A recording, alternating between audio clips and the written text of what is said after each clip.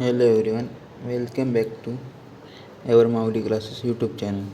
So in this video we are going to see effective studies technique for HSC board in Maharashtra.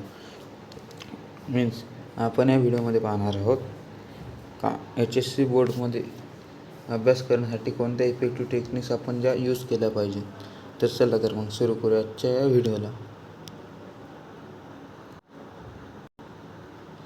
So first we have to understand the HSC curriculum, means we have to understand our syllabus, go through the syllabus which is provided by our government. So तुम्हाला सुरुवातीला तुमचा syllabus जाणून घ्यायचा आहे. त्यानंतर तुम्हाला त्यातलं most important chapter कोणते आहे हाय वेटेजची त्याच्यापासून तुम्हाला अभ्यास करायला सुरू करायचा आहे. त्यानंतर एक्झाम पॅटर्न कसा राहील हे जाणून घ्यायचं आहे. त्यानंतर तुमच्या स्टडी एफर्ट्सवरती नेहमी फोकस राहायचा आहे. मग तुम्हाला आज अभ्यास केला तर 2 दिवस गॅप घ्यायचा, असं न करता आपल्याला रेग्युलर स्टडी करायची आहे. हे तुमच्या HSC करिक्युलमबद्दल ही माहिती झाली. सो नाव तर पुढील गोष्ट आहे क्रिएट ए स्टडी प्लॅन, म्हणजे तुम्हाला एक प्लॅन बनवायचा आहे अभ्यास करण्यासाठी. त्यामध्ये तुम्हाला तुमचा गोल जो आहे रिअलिस्टिक गोल ठेवायचा आहे. म्हणजे जर तुम्हाला 90+ पर्सेंटेज असे करायचे असेल HSC बोर्ड किंवा तुमचा स्कोप असेल JEE मेन्स किंवा CET, तर त्यावर तुम्हाला फोकस ठेवायचा आहे. त्यानंतर तुम्हाला सब्जेक्ट वाईज टाईम अलोकेट करायचा आहे. ॲटलिस्ट 1 hour पर डे इच सब्जेक्ट स्टडी करायची आहे. त्यानंतर एका सब्जेक्टची स्टडी झाल्यानंतर तुम्हाला त्यामध्ये 15 मिनटाचा ब्रेक अलॉट करायचा आहे आणि त्यानुसार तुम्हाला एक स्ट्रक्चर टाईम टेबल बनवायचा आहे अभ्यास करण्यासाठी, जेणेकरून तुमचा सिलेबस पण कवर झाला पाहिजे आणि तुमचं प्रॉपर रिव्हिजनसोबत झालं पाहिजे. अशा प्रकारचा तुमचा स्टडी प्लॅन हवा. Next point is effective study techniques, म्हणजे तुम्हाला तुमची स्टडी टेक्निक ही कशी इफेक्टिव्ह बनवता येईल. तर त्यामध्ये तुम्हाला ॲक्टिव्ह लर्निंग, म्हणजे तुम्हाला जर कॉन्सेप्ट समजला नाही तर तो तुम्हाला कसा समजून घ्यायचा तर यूट्यूबच्या सहाय्याने वेगवेगळ्या पुस्तकांमधून समजून घ्यायचं आहे. त्यानंतर माइंड मॅप, HSC बोर्डला आता 4 month बाकी आहे, तर तुम्हाला 4 monthमध्ये सिलेबस कवर करण्यासाठी एक रोड मॅप बनवावा लागेल. त्यानुसार तुम्हाला अभ्यास करायचा आहे.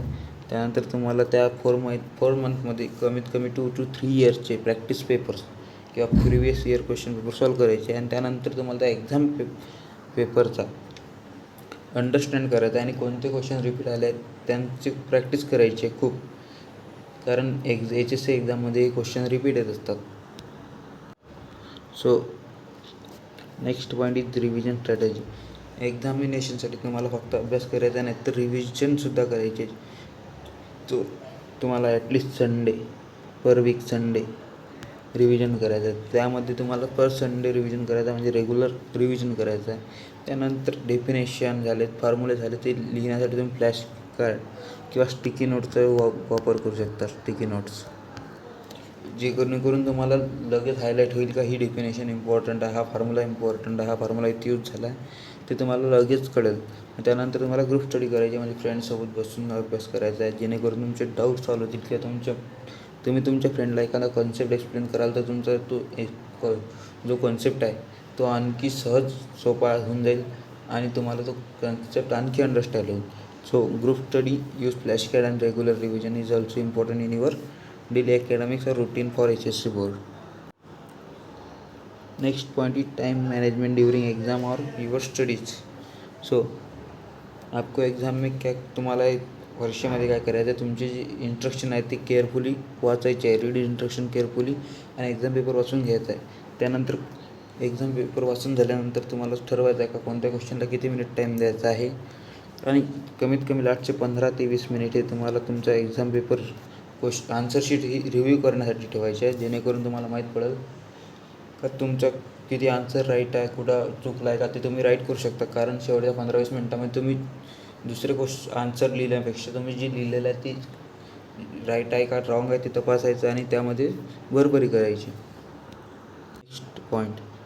So next point is health and wellbeing, means तुम्हाला अभ्यासासोबत म्हणजे स्टडीसोबत हेल्थ म्हणजे तुमचं आरोग्य आणि वेलबिंग म्हणजे तुमच्या घरातल्यासोबत संबंधसुद्धा सजाग ठेवायचा.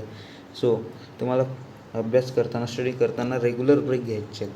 म्हणजे सपोज 1 घंटाचा अभ्यास झाला तर अर्धा तास 15 मिनटं असा ब्रेक घ्यायचा आहे. त्यानंतर तुम्हाला बॅलन्स डाएट म्हणजे जे तुमच्या शरीराला पचलं असं जेवण करायचं आहे, जेणेकरून तुम्ही आजारी पडणार नाही, तुमच्या अभ्यासामध्ये खंडन होणार नाही, ब्रेक येणार नाही. त्यानंतर तुम्हाला कमीत कमी दिवसाला 5 to 7 hours स्लीप रिक्वायर्ड आहे as a student. So 5 to 7 hours sleep required आहे, म्हणून जास्त वेळ लोक अभ्यास पण करायचा नाही आणि ॲडेक्वेट झोप घ्यायची आहे. त्यानंतर तुम्हाला फिजिकल आणि मेंटल हेल्थ ही मेंटेन ठेवायची आहे, जेणेकरून तुमची स्टडी ही कंटिन्यूस चालू राहील. So next point is successful case studies. Insight the effective study technique for HSC board means तुम्हाला काय करायचं, पिअर लर्निंग सक्सेस म्हणजे तुम्हाला काय करायचं, a student enhances their physics skill by explaining concept to peers. म्हणजे ज्यांना कन्सेप्ट येत नाही तर तुम्ही त्यांना एक्सप्लेन करून स्वतः कन्सेप्ट आणखी सखोलमध्ये जाणून घेऊ शकता आणि तो कन्सेप्ट तुम्हाला आणखी सहजरीतीने अंडरस्टँड होईल. असे पिअर स्टडी करायची आहे. त्यानंतर फोकस स्टडी तुम्हाला एकदम फोकसली राहून अभ्यास करायचा आहे, जेणेकरून तुम्हाला तो कन्सेप्ट 1 वेळा 2 वेळा बघितला किंवा वाचल्यानंतर ध्यानात राहील. त्यानंतर यूज ऑफ टेक्नॉलॉजी. जर तुम्हाला कुठं अडचण आली तर तुम्ही यूट्यूब, गुगल यांचा उपयोग करून तुमचा जो प्रॉब्लेम आहे तो सॉल्व करू शकता आणि टेक्नॉलॉजीचा वापर करू शकता. फक्त टेक्नॉलॉजीचा वापर तुम्हाला अभ्यास करण्यासाठी करायचा हे लक्षात ठेवायचं आहे.